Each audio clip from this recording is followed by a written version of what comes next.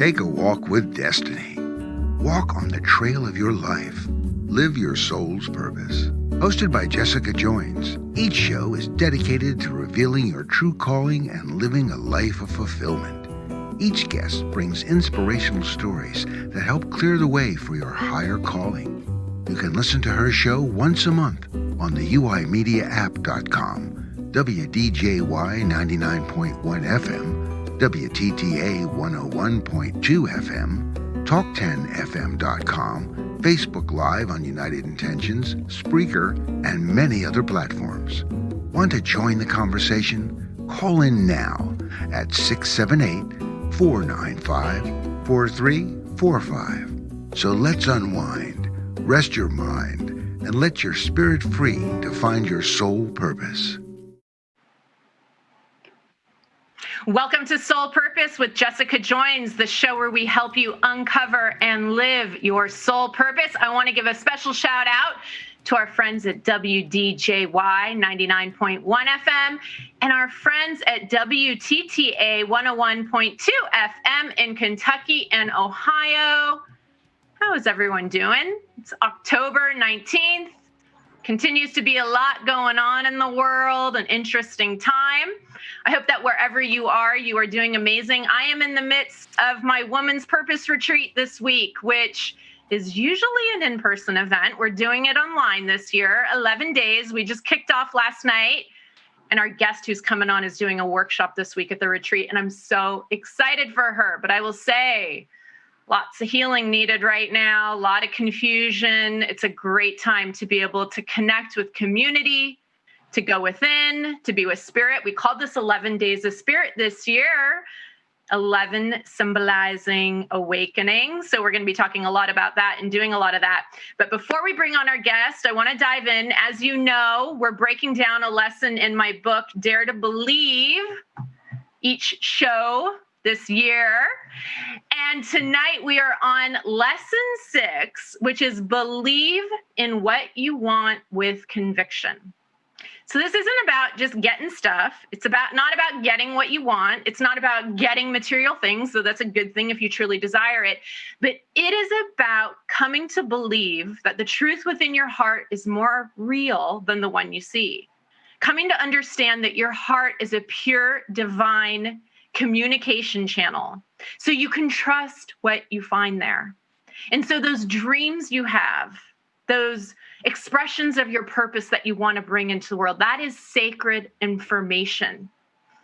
But what happens when you start to tune into your heart and you start to get downloads about what you really want, about what's really possible for you, is this, your ego, voice of fear in your head that presents itself as the voice of reason, starts to tell you that it's not possible, that it's silly, that it's ridiculous, that you can't get that. It starts to tell you somehow that you are limited.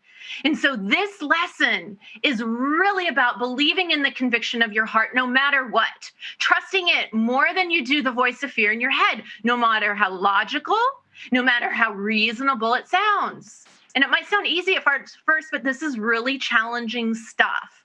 So in this lesson, we get into a practice called heart listening, where you just start practicing listening to your heart, right? Trusting what it has to say. This voice is super loud, like we hear it all the time, but tuning into what your heart has to say is just a whole different deal. So that's what this lesson about. And then it's about working with your dreams. When you start to have a vision for your life that you want to bring into the world, that you want to experience, that you want to be with every day, the other thing that happens a lot is we get into, this like wishing and seeking energy, because deep down we really believe it's not going to happen. Deep down we really believe that we're limited in some way. And so when you work with your dreams, you practice living and embodying a state of knowing, just spending 5 minutes a day with the vision and getting to a place where you start to just know it's real, know it's happening, know it has happened, rather than getting in this kind of seeking, wishful energy, which is really about a manifestation of lack and limitation. Okay? So that's the lesson. And as always, I'm going to give you 3 truths and 3 things you can do right now on this lesson. Are you ready? Okay. So truth Number one, as it pertains to this lesson, is that your heart is a sacred communication channel with the divine. What you find there, you can trust, right?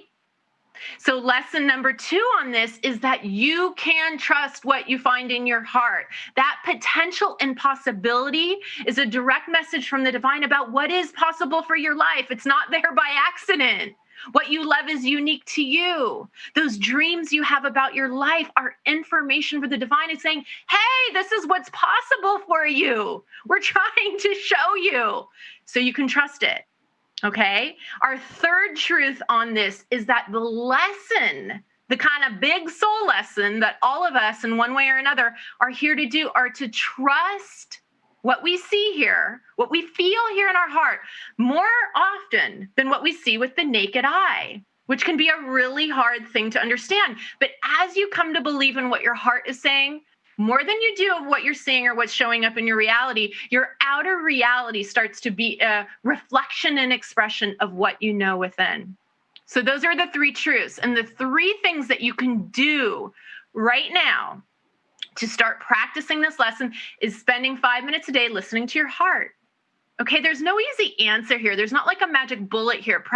It's doing the practice. It's about starting to listen and understand. It's a quieter voice. It is not a voice that's telling you, doomsday information, right? It is about love, potential, and possibility. So just start practice listening to it. Get quiet and say, what is my heart saying to me? What is my heart saying to me? And just practice starting to listen.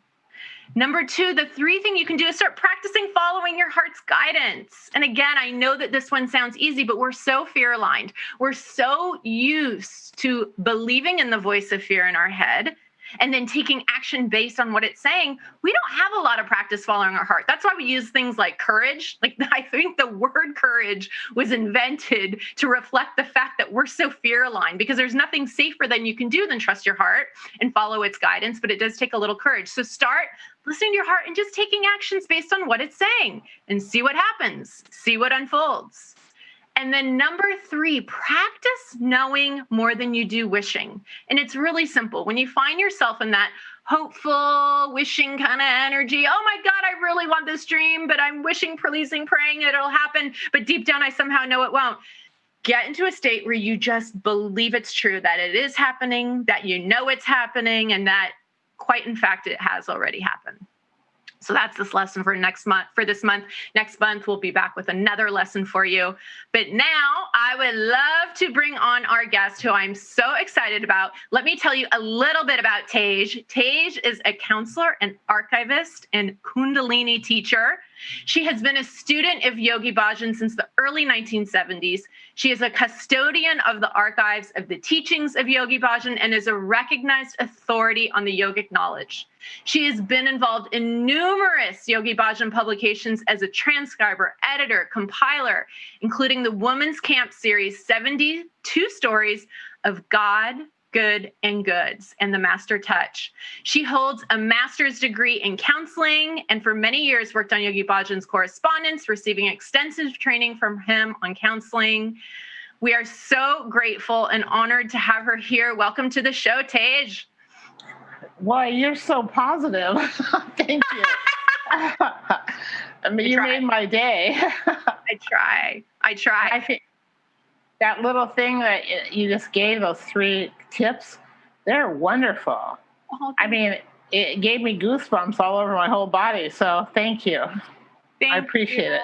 You always, so I'm going to tell our audience a little bit of background. We've just gotten to know each other, but I don't even know if I shared this with you. When I moved back to Los Angeles a year ago, and, I was getting settled and getting in, I'd been practicing some Kundalini in New York. And when I started getting to know people, started asking around, like, what do I do for Kundalini here? And I'm not like, I feel like it was a really sacred, it almost makes me tear up, like thinking about it.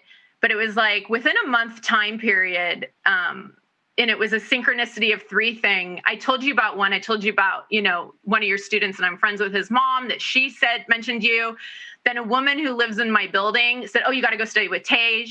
right? And then my friend, who I'm sure she's watching, she's from Australia, and she's a Kundalini teacher, and she was living here for a year. And she said, "Oh, you got to go study with Tej." And it was like no other names, no offense to any teachers in town, but no other names are mentioned. It was just you. And then it took me a while to get my act together and come find you. But I'm so glad that I did, because you always make me feel so good about myself, and I appreciate that about you. That's kind of like the law of three, isn't it? Yeah. Whenever I'm trying to figure something out, if I get three messages the same, all in the same direction, I go, okay, three. It must be like a big telling sign, That's what I felt. I just knew it. It just took me, COVID and all that, a little while to come find you. We seem to have a good rapport. So that's why I didn't mind. I don't necessarily want to do a lot of media, but I don't mind talking to you, because you're just you're so sincere, and you're so joyful. So I wanted to let you know that that's how it comes out. And I'm really grateful to know you. Thank you. Thank you. Well, I wanted to spend this time talking about you, and we're going to talk about purpose. I want to talk to you about Age of Aquarius and so many things, but I first want to start just understanding and knowing a little bit about you and your story. Do you mind talking a little bit about how you grew up, where you grew up? Can you talk about yourself for a little bit and how you became the teacher that you are today? Well, I feel like we're born in a latitude and a longitude in environments that are going to train you so you can learn whatever you're needing for your own destiny to be opened. And they had me be born in Illinois, moved to Michigan, then Texas, then Southern California, Northern California, Connecticut, Colorado, Louisiana. I mean, it was kind of like little towns, big towns, And one of the most important things I think that got me going was everywhere I went, older people would come up to me and they'd go, "I'm having problems with my marriage, with myself, with this, with that." And they go, "What do you think?" And I look at them, I go, "I'm 7. I mean, it was happening since I was a little kid. Wow. And the more I grew up, I thought, I got to get, into something that can help me help people. Because I could, how a lot of us, when we're little, we can see stuff. Do you know what I mean? Yes. You see things. And then if you try to speak it, you're smashed somehow. You know what I mean? Yeah. So I felt like I had to get into something where I could speak and people would listen to me. And as I got older, I could help people. So first I thought I'll go into counseling. And I went into USC and I went there 6 years and I got my degree in counseling. But as I was going through the counseling, I discovered Kundalini yoga. And that was super impactful.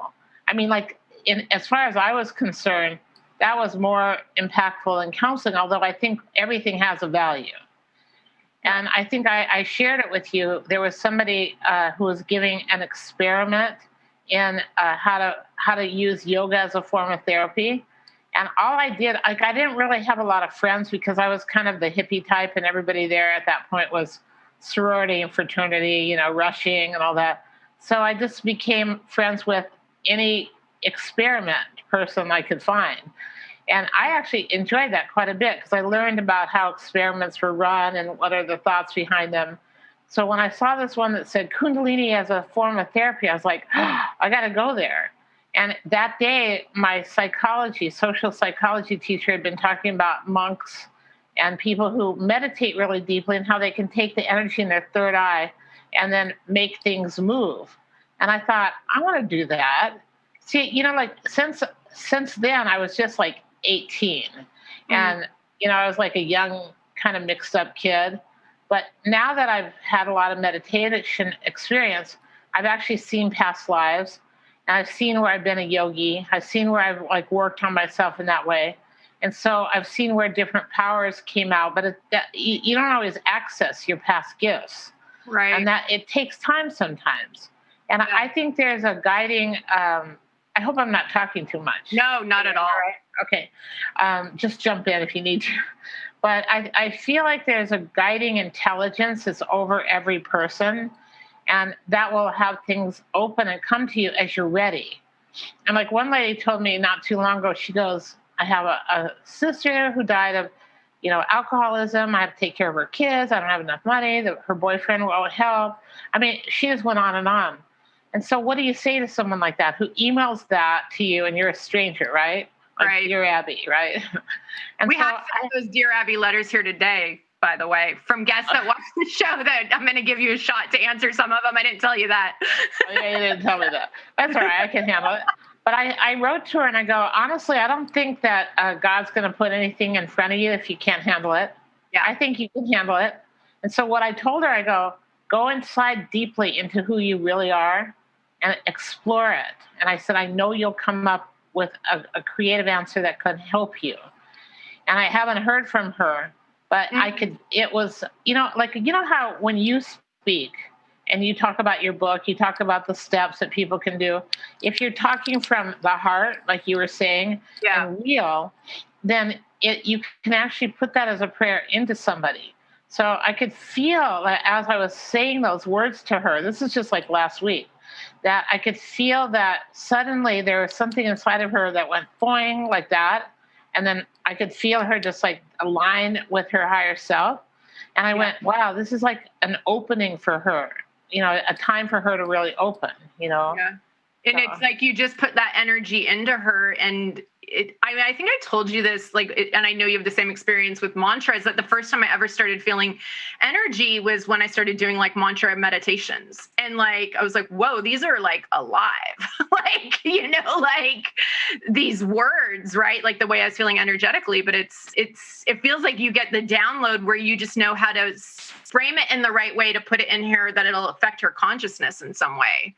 Well, the thing about mantras, everything's a mantra. Yeah. Like when you were talking about love and going to the heart, that's a mantra. Yeah. When, if somebody is like, I know people in a meditative practice that every time they have a bad thing happen, they say, Waheguru, which means the creative energy of God is just impulsing, exciting, and beautiful and loving.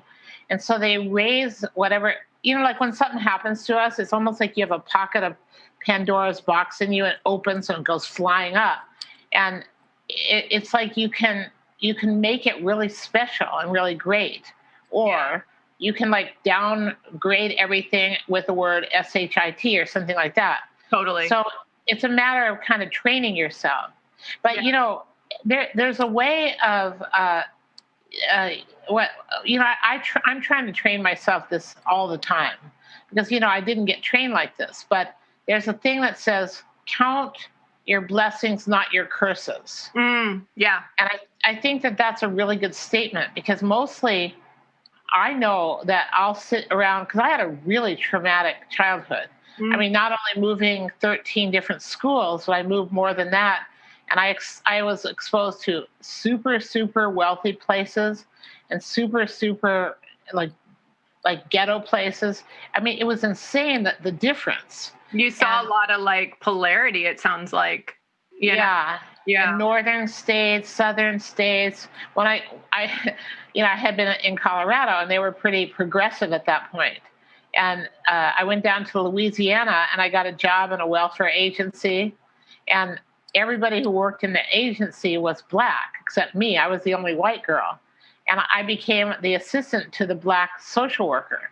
Is that appropriate to say Black, or are you supposed to say African American? I'm not sure. I hear both nowadays. I think. Okay, well, I don't mean anything disrespectfully. Yeah. So just because I grew up different stages where language changes. Totally. Yeah. But one day we were driving down the street to go visit people that are on food stamps. That was one of her jobs, and check up on the people and see how they're doing. So we're driving and we get to a light and she yells, "Duck, duck." And I'm like, okay. I mean, I was 16. So I was like, okay, whatever you say. So I ducked. And she goes, after a while, she goes, okay, get up now. He's gone. And so I said, what was it? She goes, the head of the Ku Klux Klan.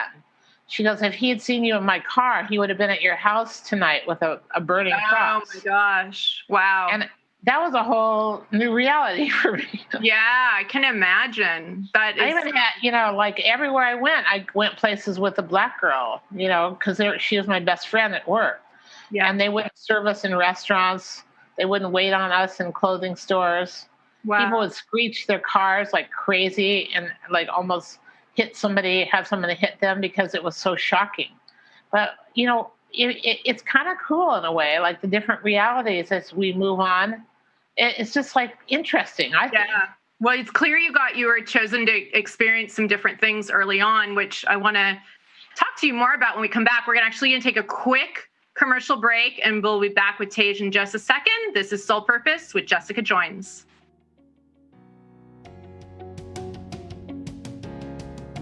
If this content resonates with you, don't forget to subscribe to our channel at uimedianetwork.org to stay updated with our uncensored shows. Also, like and follow us at UI Media Network on Facebook, Instagram, YouTube, Twitter, and almost all your favorite podcasting platforms. Most importantly, if you're being censored on social media, write to us at contact@uimedianetwork.org to get your message out. And remember, keep raising that frequency.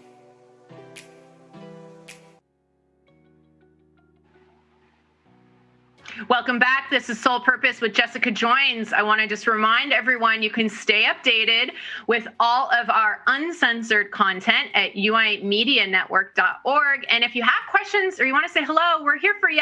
678-495-4345. And we were just talking with Tej. You were sharing what an extraordinary upbringing that you had, and all these, I would call it challenging yet, soul growth defying, lessons and experiences that you had early on. And that took you to Kundalini, which became your passion and purpose in life. For some of our viewers that aren't familiar with Kundalini and what it is, do you mind explaining that to them a little bit and telling them a bit about it? We don't really just call it Kundalini yoga. If you're really being honest, you call it Kundalini yoga and meditation. And really what the Kundalini does is they're kriyas, bunch of asanas, postures put together with mudras, hand positions, and you follow it as it's laid out. You don't change it. And it creates a certain flow of energy in the body that evolves it from the lower chakras through the glandular system and then into the radiant body, so that you're suddenly, instead of being just a reactionary person that you grew up to be, you suddenly take the energy and you can use it to intuitively understand why things are happening and what's the lesson behind everything. And then once we take that energy loosened in the body, then you can use it to meditate and progress. And that's, I didn't know anything about meditation or yoga. I just tried this for the first time. And I think I told you I had a very mystical experience. I have mystical experiences happening all the time since I started Kundalini. Mm-hmm. And what happened was I went to the guy's office who was doing the experiment. He was doing a PhD in Kundalini yoga as a form of therapy. And he was testing people's self-esteem level with, it's a test that people get, a self-esteem test, assessment. Okay. So he had me take it, and then he gave me a 3-month yoga class every Wednesday night from 6 to 10. And then at the end of this, it was about 3 months. And at the end of the time, he had me take another personality inventory test, and it was off the charts, the difference. Wow. But what I had happened, the first day I got in there, I walked into the ashram where the yoga class was going to be held. And I had never seen an ashram. I was like a Midwestern girl at that point with no idea, no clue. But isn't it so interesting? You were drawn to, you were pulled into it, which is fascinating. Yes. Yeah. Don't you, that's what I think is, I'm glad you said that, because I think that the river's flowing, the Dharmic river of your soul, of your growth, and you can get in the boat and flow that way, or you can decide to jump off. And the night that the first class started, I tried to jump off, but it wouldn't work. Because I walked in the ashram and I looked at these people dressed in big floppy white clothes and a turban, and I went, oh my God. I started in myself, I was screaming, I gotta get out of here. This is a cult. You're like, what is this? This is different. This is weird. They're weird. Oh my God. Yeah, that's how I felt. So I asked I waited for the teacher who was meditating at an altar, and nobody was in the room yet. And I asked him when he turned around, I was going to ask him, can you help me find a ride home? And I meant right then. Because those are the days there's no cell phone, no Uber, not even payphones hardly, nothing. There's no way to get home. Yeah. And I was carless. I was like 18, I just moved here. Anyway, so as he's turning around, this like something like a force came out of the sky, hit me in the face really hard. And the guy was like 6 feet away from me.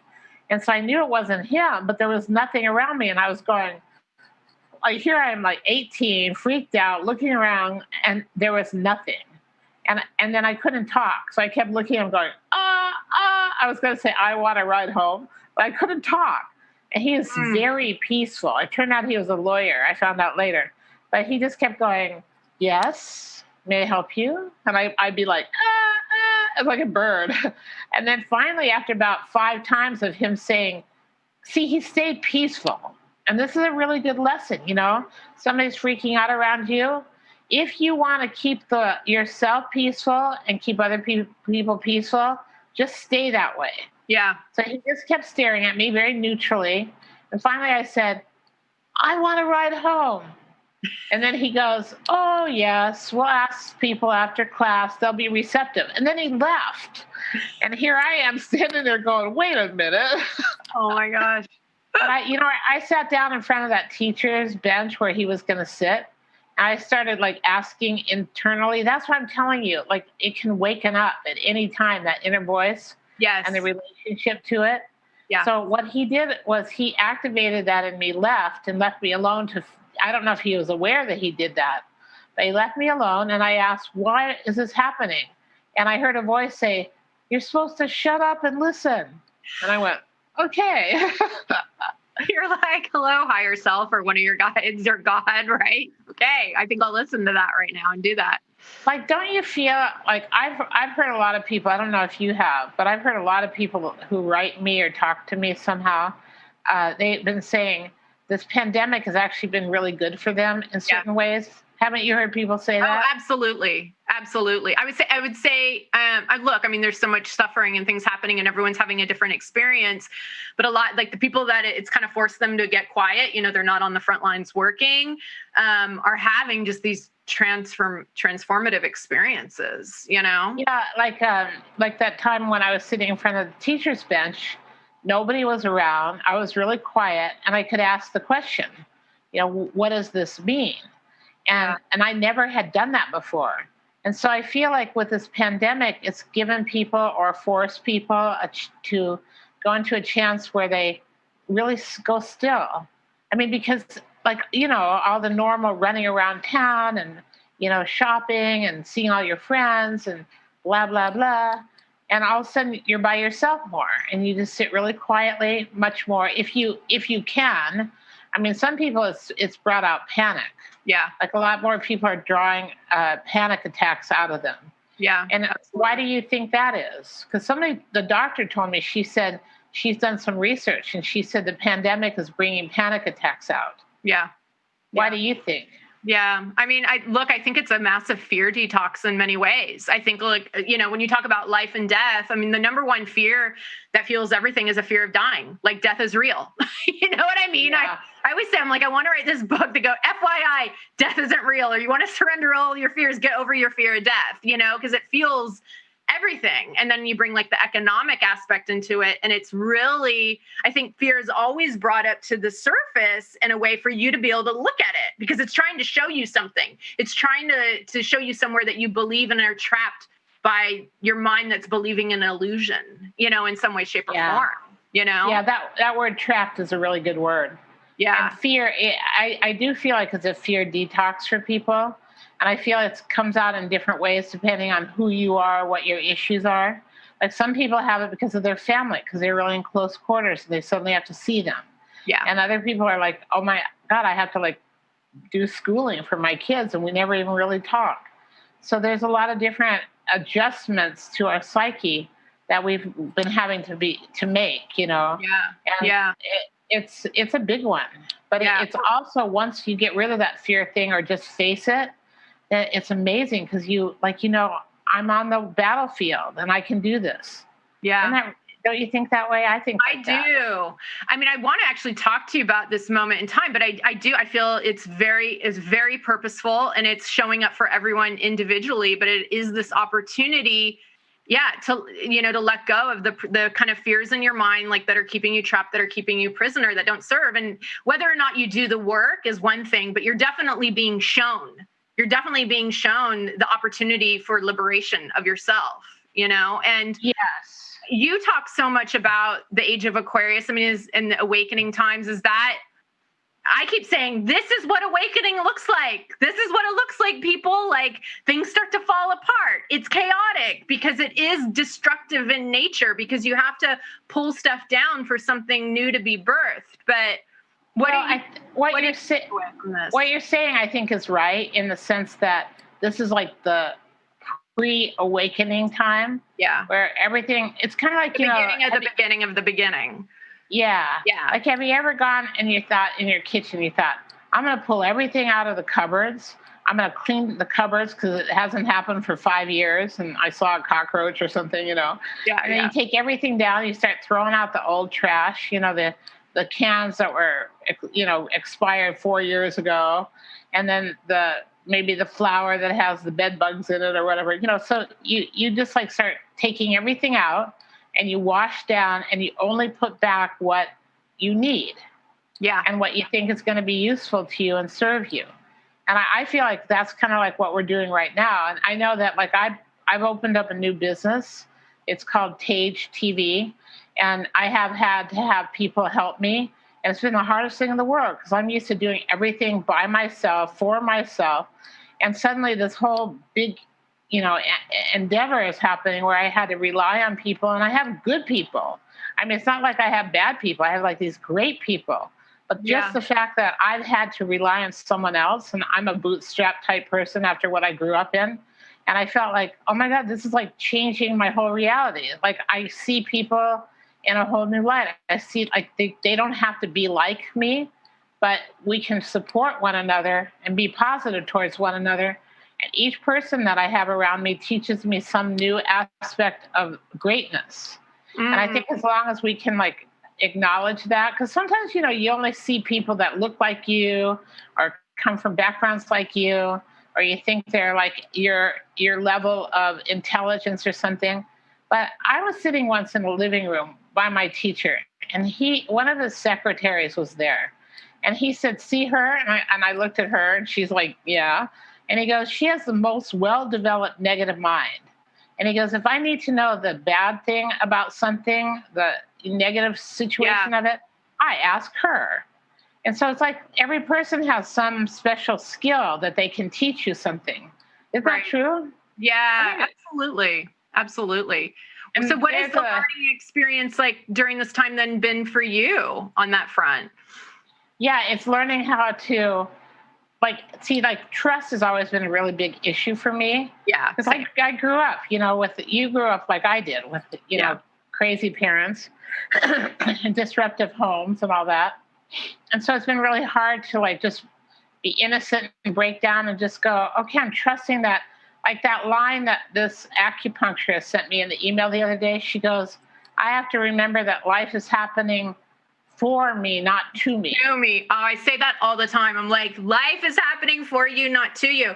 Hey, I'm seeing it looks like we have a caller. Yeah, do we have a caller? Okay, let's put a caller on the air then and see what he or she has to say. Okay, who do we have? Hi, Jessica. Hi, Paige. It's Laura Alfano. Hey, Laura. How are you? I'm good. Thank you for calling in. Do you have a question? Yeah. Oh, I have a question, and one, I want to thank you, Jessica, for your ongoing guidance, and wanted to say hi to Tej, wish her a happy belated birthday, and congratulations on the launch. Yeah, and congratulations on the launch of Tej TV. Thank you, sweetie. As a student of yours, I've learned many, many practices to pivot negative emotions. But there's one that seems to recur, and that's resentment towards injustice. And just when I think I've forgiven the person I've felt injustice by, as well as forgiven myself, immediately a test appears, and then the tears start flowing. And in that moment, I realize I'm still holding the anger. I've recently reviewed my adult life and have discovered this repeat pattern. Here it goes. I engage in a relationship with a man, and I fully support their lofty dreams and goals as an active participant, often taking on significant responsibility. As success comes pouring in, all I seem to want from them is appreciation, attention, and admiration, which I equate to unconditional love. When denied, I make an abrupt exit. So that's kind of the background. And my questions are, how do I pivot this landmine I've created? How can I reconcile the past and forgive myself? How do I move forward unafraid of making the same mistake? And just really, what do I need to do differently to be successful and not feel depleted? You got that, Tej? Yeah, I do. Well, okay, so may I? Yes. Yeah, I feel like the thank you so much, Laura. Thank you. I feel like the bottom line is our own self-esteem and our own feeling of self-worth. And we try to find it through relationships. We try to find it through food. We try to find it through our job. We try to find it through how we dress. But the relationship one is the heaviest because it's mostly people are screwed up in the relationships right now because the family unit has been screwed up. The biggest thing that I feel like we need to do is find our own self-worth, our own self-esteem, and learn how to stay there and not let somebody else come along and try to create it for us. And that's what I think we're asking for quite often when we want somebody else to be a certain way and to talk a certain way and to be there for us. I think the best thing for us right now is to get into a space of love where you just love unconditionally, but you set boundaries also. You don't necessarily go, you can do whatever you want, and I'll just be in love with you. But you burst love at people around yourself, be in love, be really strong in who you think you are, and then keep trying to find that, keep working with your own opening of your destiny, and knowing that the relationship between you and your destiny and that high force is the best. And if you can stay there and then just let whatever relationships are supposed to develop around you to help you grow in that way, sometimes they'll be a long time, sometimes they'll be short, maybe they'll be your love life, maybe they won't, but keep in your own high self-esteem. Does that make sense? Oh my gosh, 100%. 100%. Yeah. It's super important.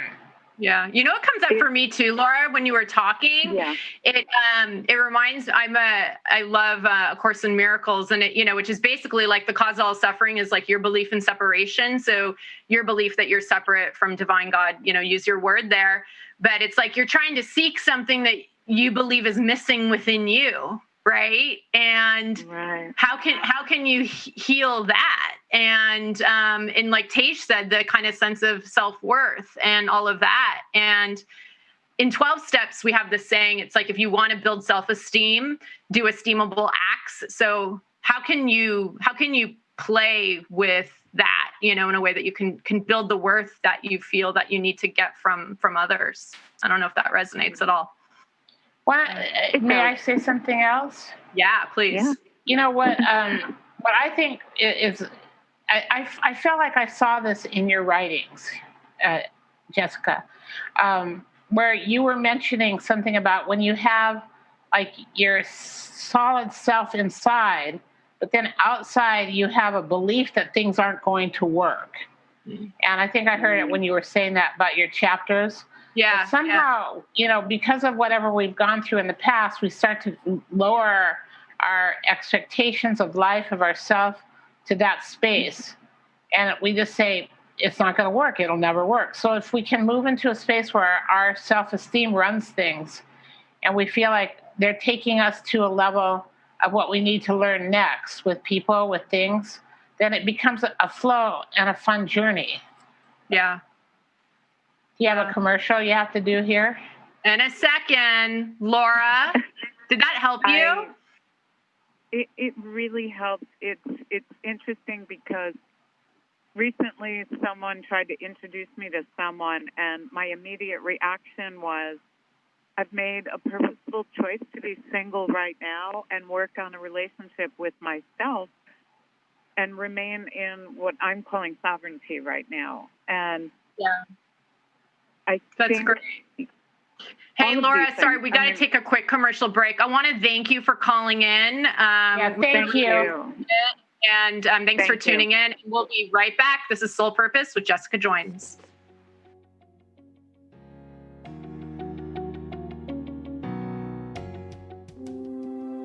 This is Kurt Arsenault of Arsenault Advisory Group. You just got married, but you may not realize that your money did as well. Is your spouse a spender or a saver? Will you purchase or rent a home? Finances aren't always fun to talk about, but getting on the same page with your partner and having real conversations about your goals will pave the way for a secure future.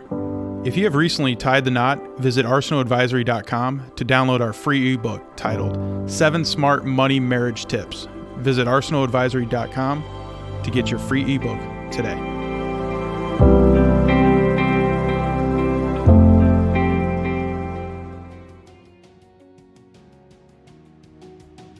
Welcome back. This is Soul Purpose with Jessica Joins. I want to remind everyone that you can connect with us online. You can follow us on social media, Facebook, Instagram, YouTube, Spreaker, and other podcasting platforms as UI Media Network. And remember to visit www.uimedianetwork.org to keep up to date with our events, programs, and hosting possibilities. And we are back with Tej. Tej, I want to pivot a little bit. The show's about purpose. You found your purpose so early in life. It wasn't my experience. I almost think like the purpose of my purpose, like one of my big soul lessons was, to kind of go through several years out of alignment to reconnect to myself. But what do you, for those out there that don't feel like they're connected to the expression of this purpose, their purpose in the world, what kinds of messages do you have about purpose? And I know Kundalini has, things to say about purpose too. What are your thoughts about that soul purpose? Well, I honestly feel that we all have our own destiny path, but it doesn't mean that it's going to open up like tomorrow. And it also doesn't mean that that's the way you're going to make your living. So some people feel like, I remember there was a lady that studied Kundalini yoga, and she was some kind of a nurse. And she wrote Yogi Bhajan a letter, and she said, I want to take Kundalini yoga training just to teach. I want to stop being a nurse. And he goes, no. And then the secretary was reading the letter. And she goes, what? He goes, no. She should be a nurse, be her job, be a professional. He really liked people when they were professionals. Yeah. And then she could teach Kundalini yoga on the side with her experience. And I think that destiny, it's always like, it's like getting clear and moving, forward a little bit more. It's always shaving off the past a little bit at a time. And I mean, all the years that I worked on myself, I decided to do seva. Seva is like selfless service. Yeah. We had a Dharma group where there was a lot of opportunities. I became known as the Seva Queen of the community because I just decided that was the way that I was going to work a lot of this stuff from the past out. And I think the more that you can get rid of your personal shadows, like you said, when you open up your heart, but the problem for some people is when they open their heart, they find pain. Yeah. And in the scriptures, they'll talk about there's like a lotus that it's going downwards, and it's reflecting the first, second, and third chakra, which are survival and being greedy and like getting what you want. And there's a lot of pain that's happened in the past. So we have to like turn that lotus upwards so it reflects the light of the infinite soul of you. And we also have to feel like there's a hope, there's a possibility. Just keep going towards that feeling inside of you. That is great because everybody has inspiration, and you have inspiration towards things that wake you up.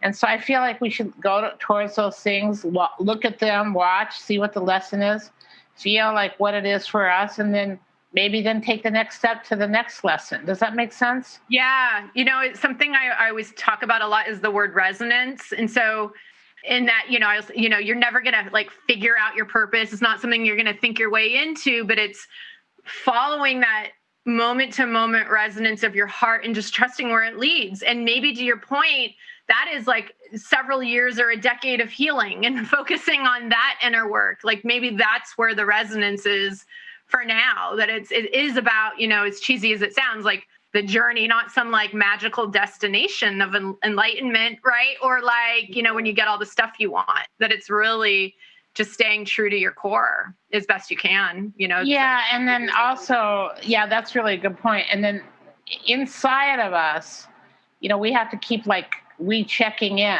and asking and feeling. Because with the internet and way people like are blurbing all this stuff out at you lately. Yeah. And they change everything every 2 seconds. And then there's the news and everything's like crazy.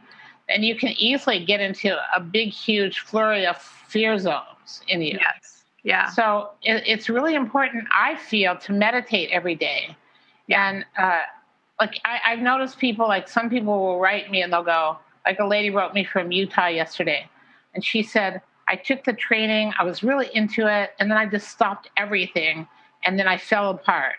And she goes, now I'm starting again and I'm so much better, because it's like there's got to be some tools that you use to reconnect every day. Does that make sense? Yeah. And I think it's also important to remember, like, you're not always succeeding at the practice, but it's about practicing the practice, like doing the practice. Some days it's, like when I meditate, my head is so loud, but I still sat there and did it. Like sometimes it's just the consistency of whatever that not only that, but like some people think if you meditate that you're supposed to only have like flowers and Jesus and lights opening, but actually meditation, if it's really working, it's a lot of the old memories and stuff will go flying out of you.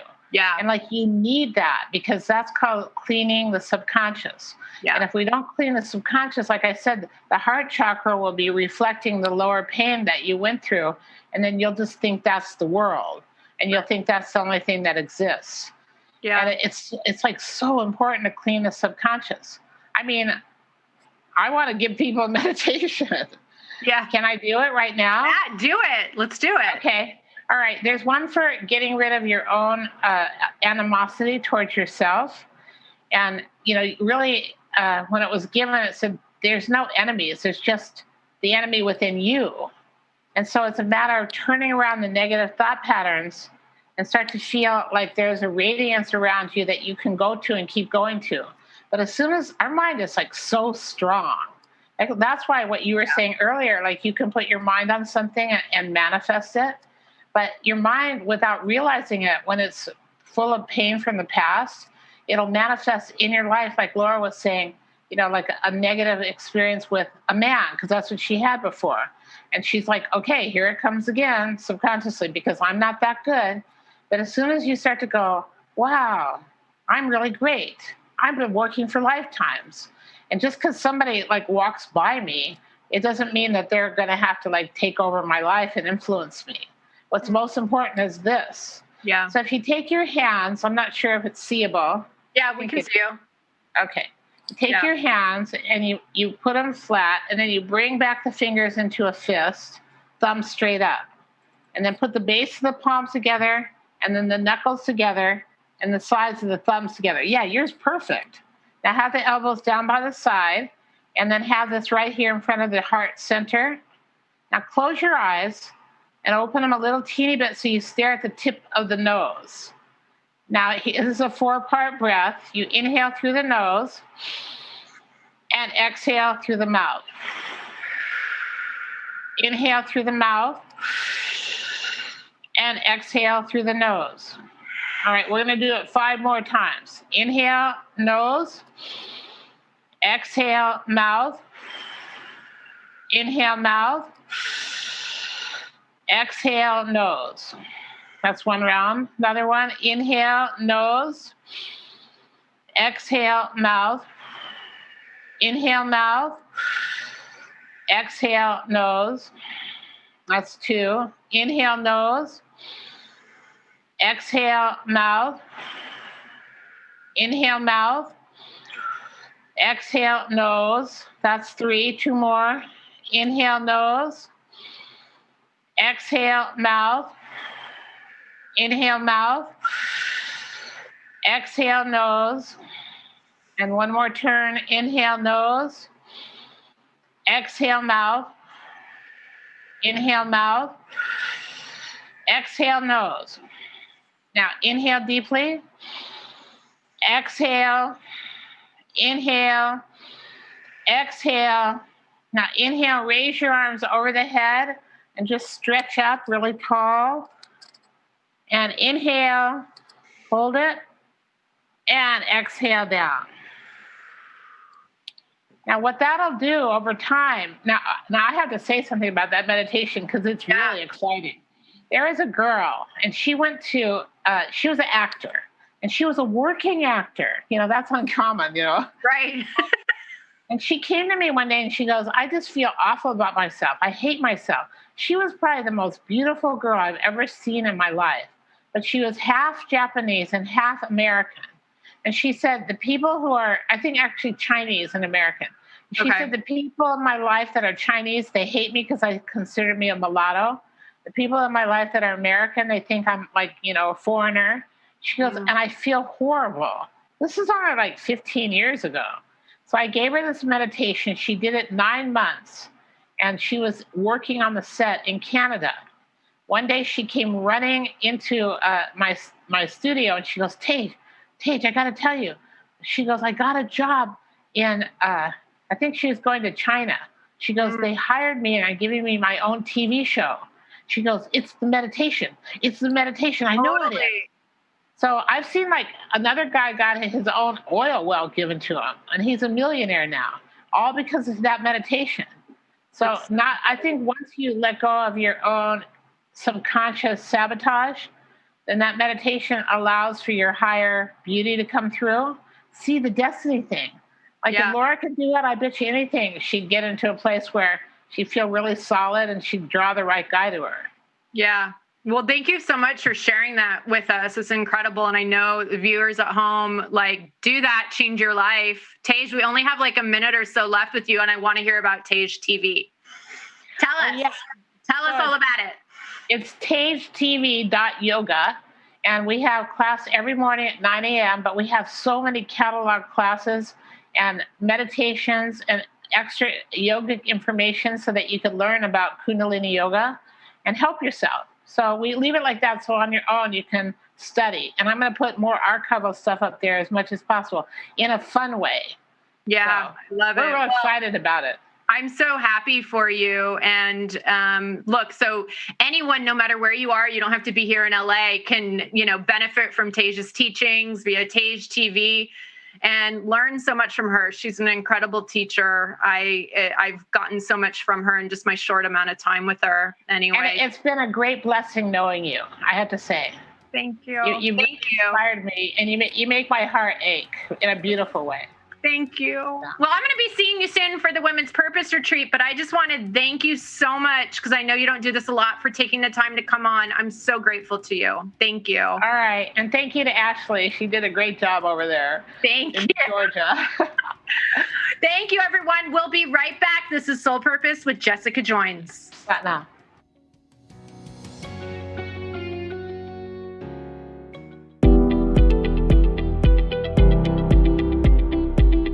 I'm Jessica Joins, author, spiritual coach, and inspirational speaker.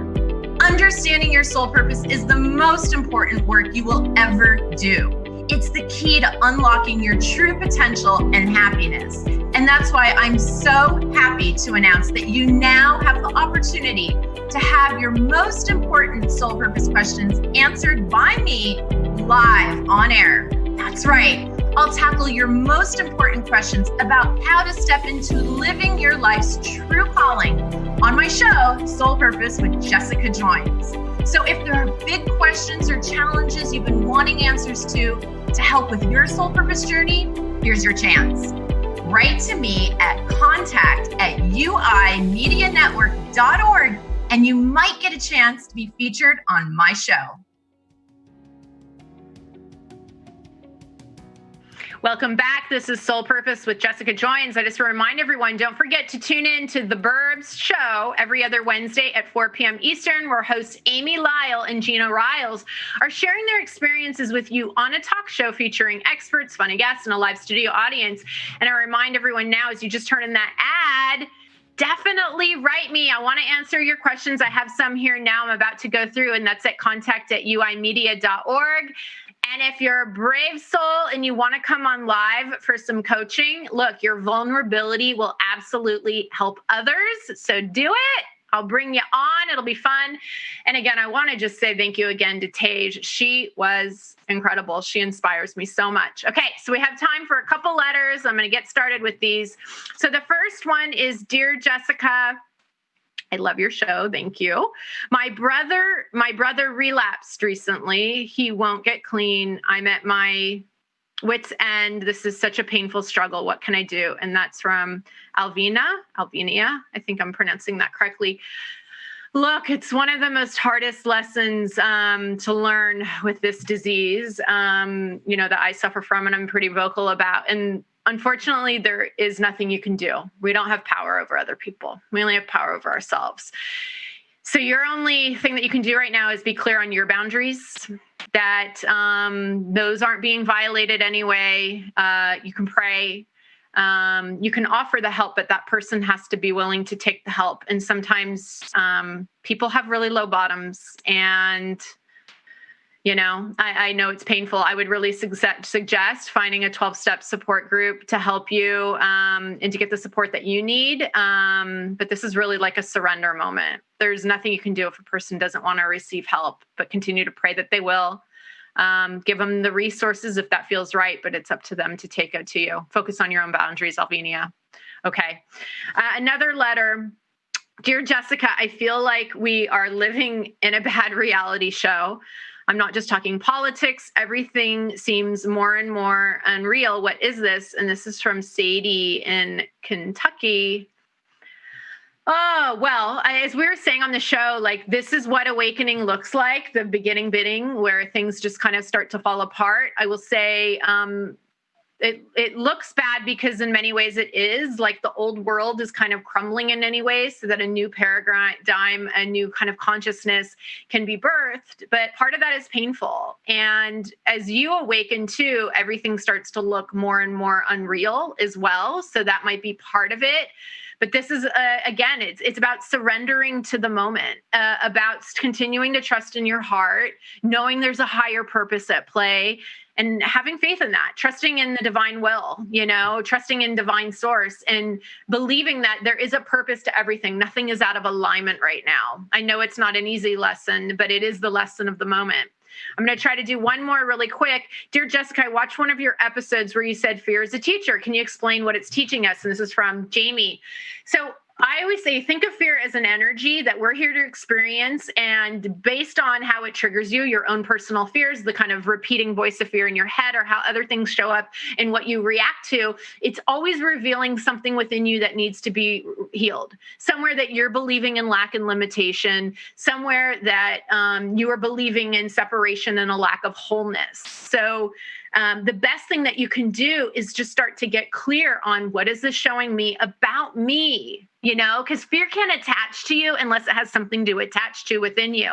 So look at your beliefs. Where are you believing in illusion? Where are you believing where are you believing in fear, quite frankly? But it's really the way you kind of start to be able to do this work is that you don't believe fear right off the bat. You instead look at it as a teacher that's always revealing something to you. And that revealing is a truth about your own healing, not the truth of what it's saying. If that makes any sense. Well, I want to thank everyone for tuning in. I want to thank again our incredible guest, Tej. I'm back off to the Women's Purpose Retreat, 11 days with about 50 women. It's going incredible so far, and I know it's going to keep going. I'm going to see you back in November, and so I'll see you then. This is Soul Purpose with Jessica Joins. Bye-bye for now. We hope this episode helped you take a step closer to find your soul purpose.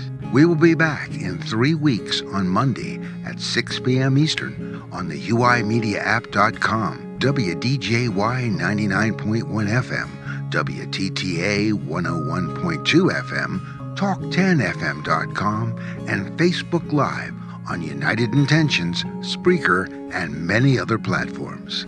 Jessica Joins is happy to hear from you, so make sure you watch and share her show, and also write to her on Facebook with your comments, suggestions, and questions. Wherever you are in life, it's never too late to uncover what makes you happy.